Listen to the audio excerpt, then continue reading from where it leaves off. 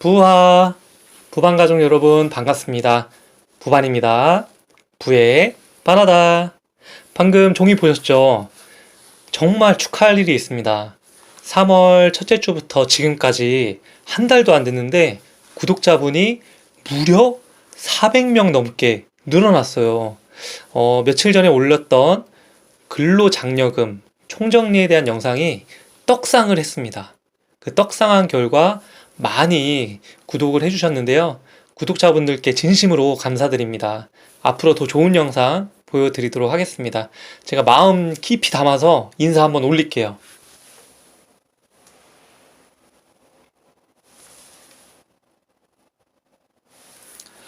오늘은 어떤 지식이나 아니면 노하우를 전달해드리는 시간이 아니라 저에 대한 이야기를 말씀드릴까 합니다.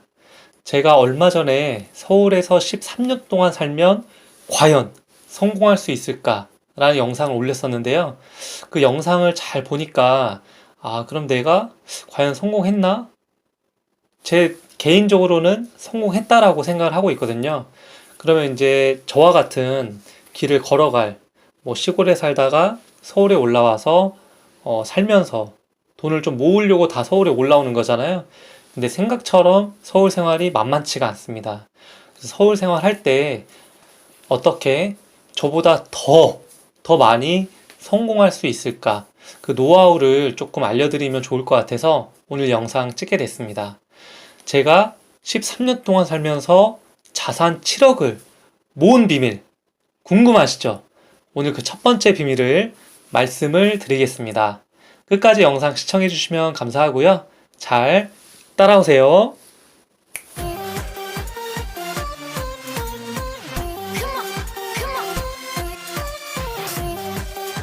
저는 자산 7억을 모으는 데까지 13년이 걸렸지만 사실 그 전에 굉장한 방황과 일탈과 사실 돈을 많이 모으지는 못했어요.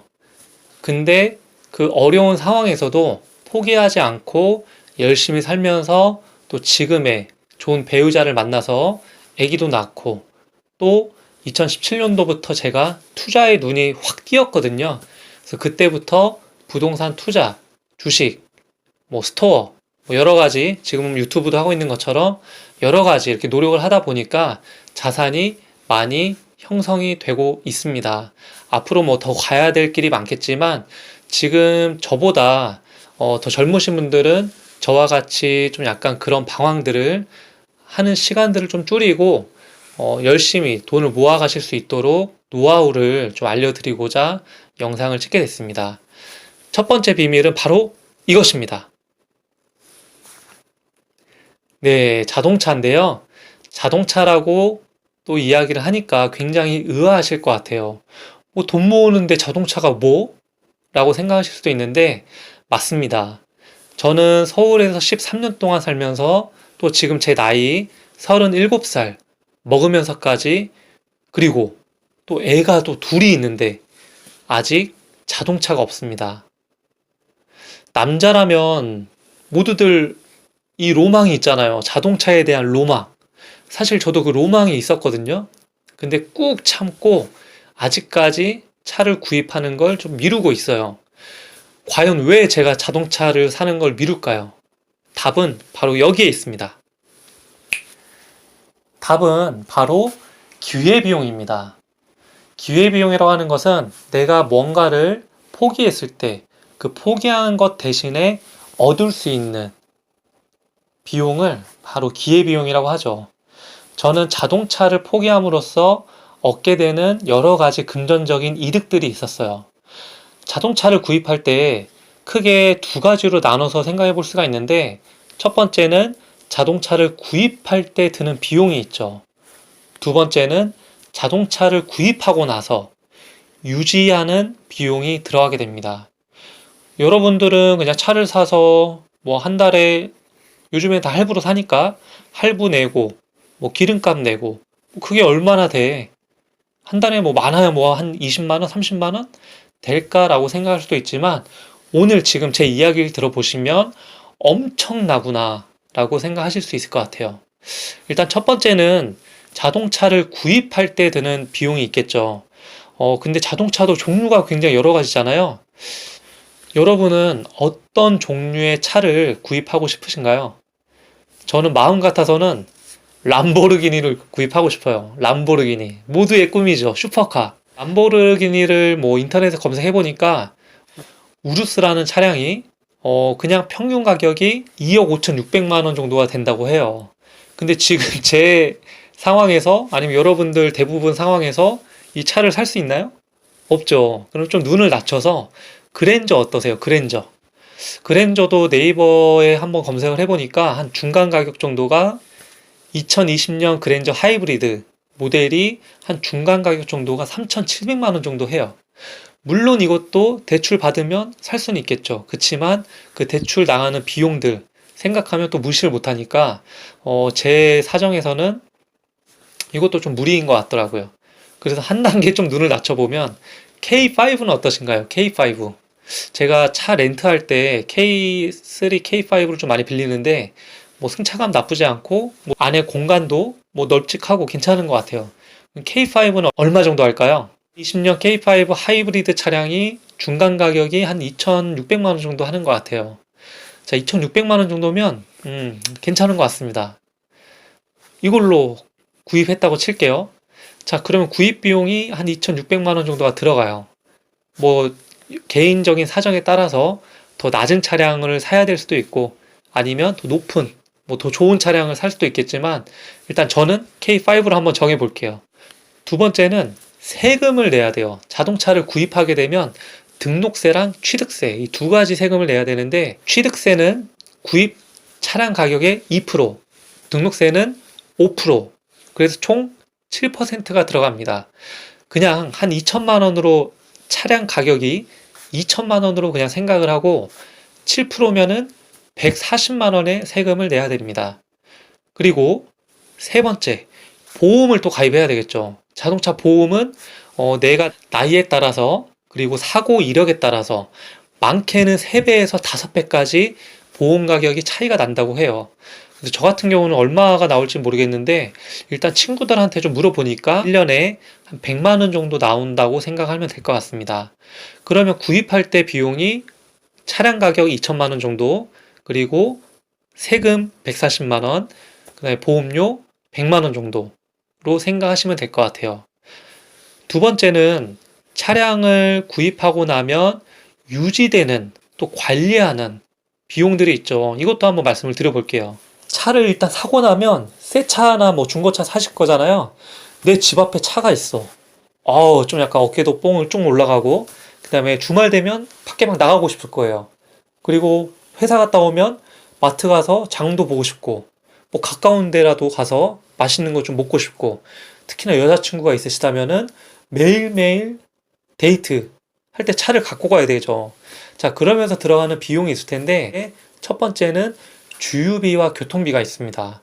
이 주유비는 출퇴근만 하시는 용도랑 또 뭐 여자친구가 있을 때 데이트를 막 많이 다니시거나 가족이 있을 때 가족끼리 이렇게 여행도 많이 다니시면 비용의 차이가 좀 많이 있다고 해요. 근데 저 같은 경우는 만약에 차를 사면 가족이 4인 가구니까 주말에 어디 여행도 갈 것 같고 또 출퇴근하게 되면 출퇴근 용도로도 쓸 것 같고 그럼 한 달에 주유비랑 교통비가 한 20만 원 정도 아니면 30만 원 정도 나올 것 같아요. 이거는 사람마다 개개인마다 차이가 있을 수 있기 때문에 꼭 똑같지만 않습니다. 두 번째는 역시 또 세금이 있어요. 차를 구입할 때 취등록세 세금이 있지만 차를 그냥 갖고만 있어도 1년에 2번씩 자동차 세금이 나옵니다. 이 자동차세는 내 차량의 배기량, 몇 cc인지에 따라서도 다르고 또 차를 몇 년 동안 소유했는지 그 연식에 따라서 세금이 좀 달라집니다. 저 같은 경우는 아직 차가 없으니까 신차 기준으로 그리고 아까 K5 기준으로 2200cc 정도 했을 때 1년의 세금이 62만 9천 원 정도 해요. 근데 이것도 여러분이 가지고 있는 차에 따라서 세금은 다르니까 참고하시면 될 것 같고요. 일단 62만 9천 원 나온다고 가정을 할게요. 그리고 세금을 좀 약간 할인받는 방법도 있어요. 할인받는 방법은 제가 여기 표에 올려드릴 테니까 보시고 활용하시면 좋을 것 같습니다.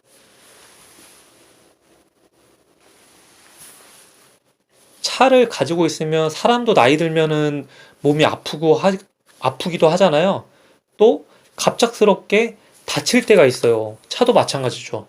차가 오래되다 보면은 수리를 해야 되고, 또 차도 갑자기 막 사고 날 때도 있고, 그리고 아무 이상도 없지만 여러분이 뭐 1년에 한 번씩 건강검진 받는 것처럼 차도 1년에 한 번씩 검진을 받아줘야 돼요. 뭐 엔진 오일 갈아주고, 미션 갈아주고, 타이어 검사하고, 이상 있으면 타이어 교체해야 되죠. 굉장히 들어가는 비용이 많다고 해요. 근데 이 비용은 사실 뭐 사고가 언제 날지도 모르고, 또 갑작스럽게 차에 결함이 있을 수도 있고, 또 이것도 개개인마다 비용 차이는 있겠지만, 일단 정기적인 검진과 연식에 따른 수리비 등등을 생각했을 때 차량 수리비랑 관리비는 1년에 한 50만 원 정도 잡으면 될까요? 제가 아직 차가 없어서 1년에 수리비랑 뭐 관리비 이런 게 얼마 정도 들어가는지 밑에 댓글 달아주시면 저도 큰 도움이 될 것 같습니다. 자, 그럼 이렇게 다 정리를 해드렸는데요. 차량을 구입할 때 들어가는 비용, 그다음에 유지할 때 들어가는 비용 정리를 좀 해드리면, 일단 차 구입 비용이 2천만 원, 그리고 차를 구입할 때 세금, 취등록세가 140만 원, 그리고 차량 보험료 1년 보험료가 100만 원. 이렇게 했을 때 총 2,240만 원이 들어가고요. 차량을 유지할 때 들어가는 비용. 첫 번째는 주유비와 교통비. 차량 뭐 주유비랑 교통비는 한 달에 20만 원씩 가정을 할게요. 20만 원씩 1년 하면 240만 원이죠. 그리고 또 들어가는 아까 세금은 매년 나오잖아요. 매년 나오니까 아까 62만 9천 원. 그리고 차량 유지하고 관리하는 데 들어가는 수리비 같은 거, 그게 1년에 50만 원을 잡을게요. 그러면 총 합치면 얼마가 되죠? 352만 9천 원이 됩니다. 그리고 이제 이거를 신차 구입할 때랑 취등록세는 딱 한 번만 내고 없어지는 거니까 한 번만 해주고요. 나머지 보험료랑 그 다음에 주유비, 교통비, 또 1년에 2번씩 내는 세금, 그리고 차량 유지하고 관리하고 수리하는 데 들어가는 비용들은 매년 들어가는 거잖아요. 그래서 매년 들어갔을 때 제가 서울에 몇 년 살았죠? 13년 동안 살았죠. 그럼 이 매년 들어가는 거를 13년 동안 13을 곱하면 5,887만 원 정도가 절약이 됐습니다. 그럼 구입 비용하고 이 매년 들어가는 거를 다 합치게 되면은 8,027만 원 이상이 절약이 됐죠. 이 8천만 원이란 금액이 전부 다 저축이 된 건 아니지만 정말 큰 비중을 차지하는 금액이 저축으로 들어갔습니다. 이게 저의 종잣돈이 되었고, 2017년도부터 제가 투자의 눈이 띄었다고 했잖아요. 그래서 그 투자를 통해서 자산을 쌓여갈 수 있는 버팀목이 되어준 거죠. 투자는 제일 중요한 것은 종잣돈을 만드는 거예요, 여러분. 그래서 아직 젊으신 분들은 차를 막 사고 싶은 마음이 클 텐데, 그 마음을 좀 억누르고 지금 소비를 좀 줄이고 저축을 좀 많이 하셨으면 나중에 투자할 때, 내 자산을 불려나갈 때 정말 큰 버팀목이 되어주는 종잣돈이 될 겁니다. 저도 뭐 이것뿐만이 아니라 여러 가지 나중에 2탄, 3탄 말씀을 드릴 텐데, 오늘은 첫 번째, 제가 7억 자산을 형성하게 된 비밀, 바로 자동차였습니다. 저는 경제적 자유를 위해서 여러분과 같이 함께 가려고 이렇게 영상 올리고 있기 때문에 엄청 큰 노하우는 아니지만 우리 젊은 청년분들이 올바른 길로 잘 갈 수 있도록 만들어 드리고 싶습니다. 내용이 유익하셨다면 좋아요, 구독 부탁드릴게요. 감사합니다. 다음에 2탄으로 또 만나 뵐게요. 부하!